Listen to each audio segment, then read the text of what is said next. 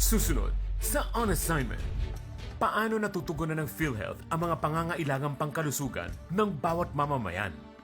Ang nasa batas is that lahat ng mga Pilipino automatic miyembro na ng PhilHealth. Looking at all these different other diseases, gusto natin ito talagang itaas to the maximum or i-full coverage ng PhilHealth.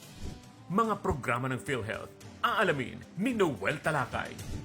Ang inaabangan na 11th Asian Age Group Aquatic Championships, sinubaybayan ni Daryl Oclares. Malalakas po talaga yung nakalaban ko. And masaya po yung experience ko sa na nakuha kong medals for the Philippines and sa first time ko. At ang patuloy na pagpapaalala ng otoridad na mag-ingat ang publiko lalo na ngayong Fire Prevention Month. Kasama si Jezzy Atienza.